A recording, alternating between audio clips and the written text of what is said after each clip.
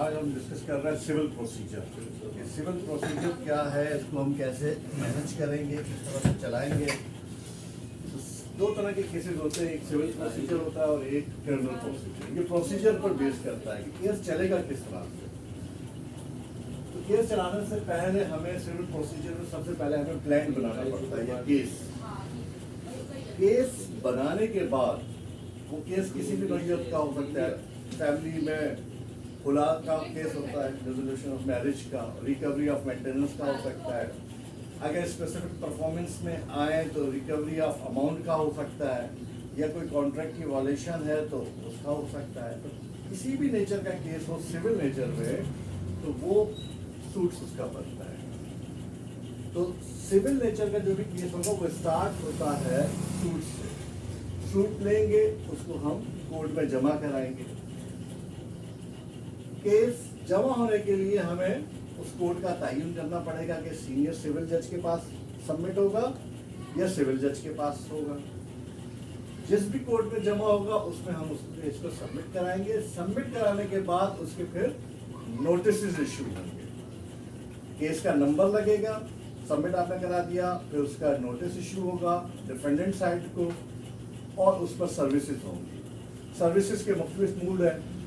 Service through pasting होती है, service through postal होती है जिसमें हम रजिस्टर्ड एडी करते हैं, जिसमें हम टीसीएस के जरिए भेजते हैं, पेस्टिंग करवाते हैं, पब्लिकेशन कराते हैं। ये मुख्तलिफ मूड्स हैं। और अब एक नई सर्विस भी इंट्रोड्यूस हो गई है, एसएमएस। डिफेंडेंट का अगर मोबाइल नंबर है तो कोर्ट जो है डिफेंडेंट के मोबाइल नंबर पर नोटिस भेजेगी या उसको कॉल करके इन्फॉर्म करेगी कि आपके खिलाफ ये केस चल रहा है। तो जो भी सर्टेन डेट रखी है उसमें उसको डायरेक्शन होगी कि कोर्ट में अपीयर हो।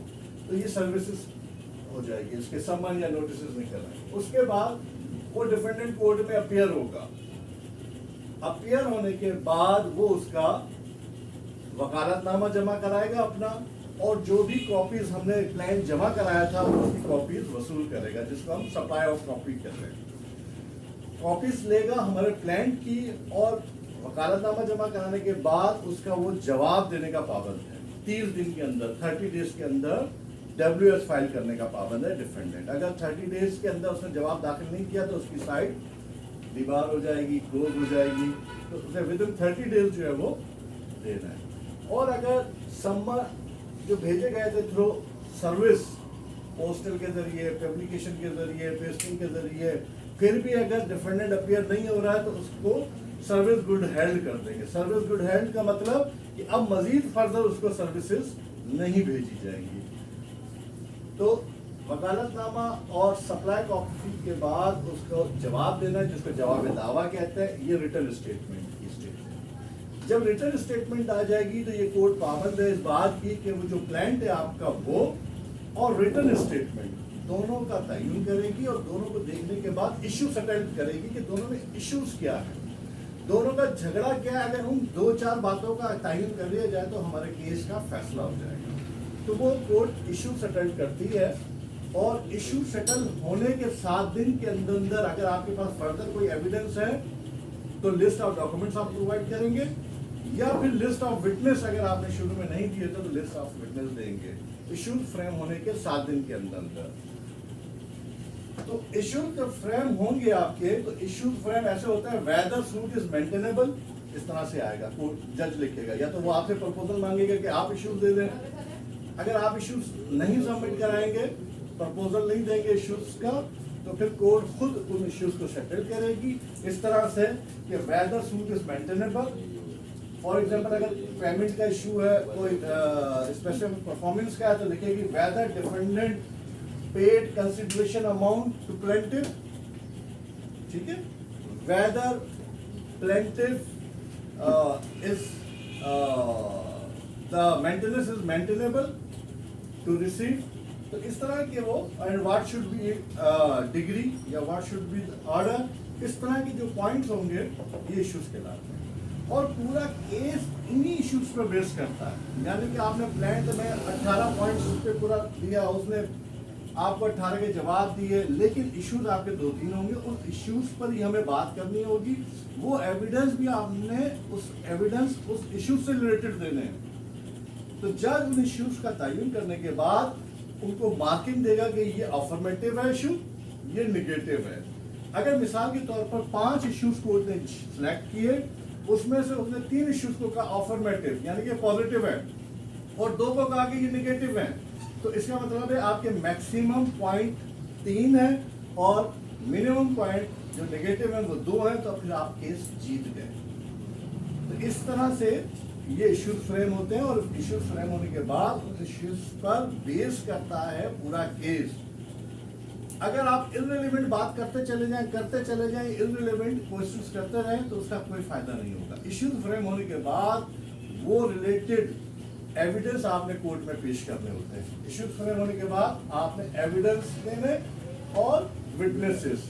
एविडेंस देने के लिए हम अक्सर एफिडेविट इन एविडेंस कोर्ट में जमा कराते हैं।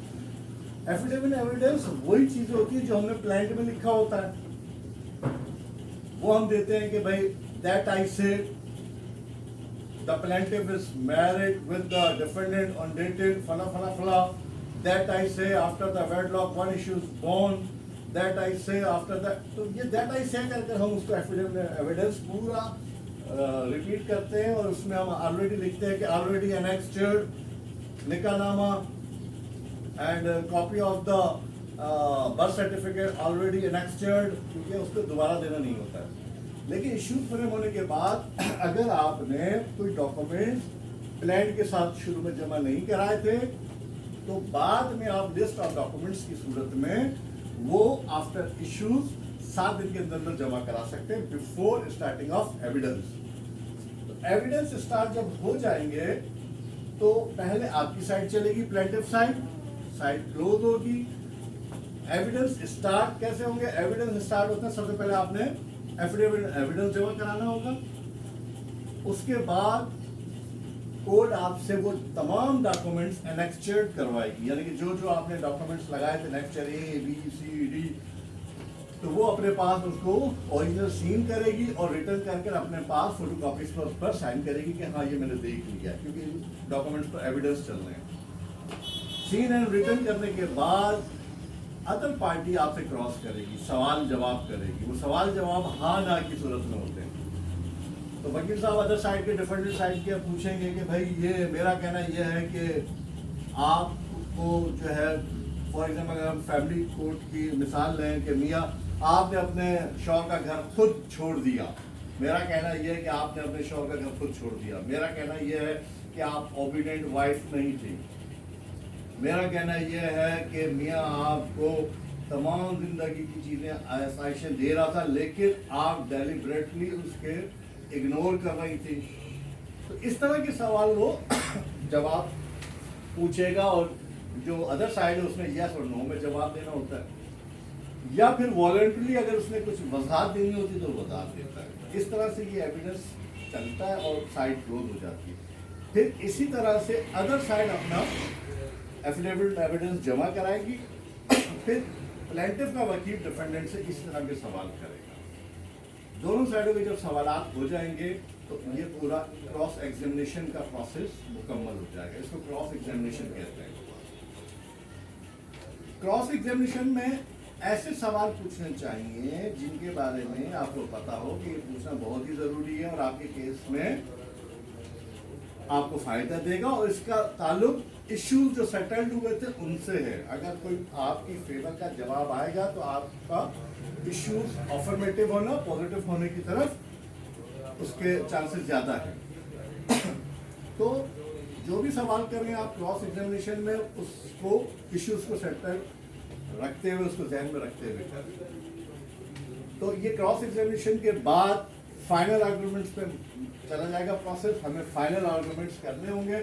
उस फाइनल आर्गुमेंट्स में हमें प्लेंट में हमने क्या लिखा था, डिफेंडेंट ने उसको अपने रिटन स्टेटमेंट में डिनाई किया, एक्सेप्ट किया, क्या किया, क्योंकि हम रिटन स्टेटमेंट में लिखते हैं the para number 5 I denied, ठीक है। Para number 6 and 7 it's false and fabricated, यानी कि हम डिनाई कर रहे होते हैं। पैरा नंबर 9 आई एडमिटेड, नो कमेंट्स, आगे चले जाते हैं।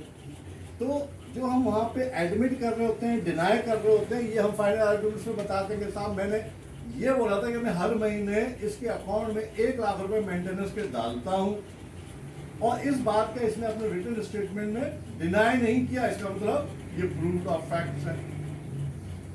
अगर उसने डिनाई किया होगा तो हमें सवाल पूछने की जरूरत ही नहीं, क्योंकि अगर हम पूछेंगे और वो फैक्ट्स पहले ही ऑलरेडी उसने एडमिटेड किया है तो ये रिकॉर्ड पे और आ जाएगा। तो फाइनल आर्गुमेंट्स होने के बाद प्रोसेस जजमेंट की तरफ चला जाता है और फिर डिग्री इशू हो जाती है। डिग्री ऑपरेटिव पार्ट होता है और जजमेंट में सारी डिटेल होती है कि केस क्या था, जवाब क्या आया, जज ने कौन से इशू फ्रेम किए, और उसके बाद वो 1 बाय 1 इश्यूज को पॉइंट वाइज बताता है कि ये इश्यूज में ये लॉ अट्रैक्ट होता है, ये इसने बोला, इस पर जो है ये पॉइंट जो है वो अफर्मेटिव है या निगेटिव है, और उसके बाद वो जजमेंट डिटेल हमें देता है। तो ये आज का हमारा प्रोसीजर था शॉर्ट में। Thank you so much.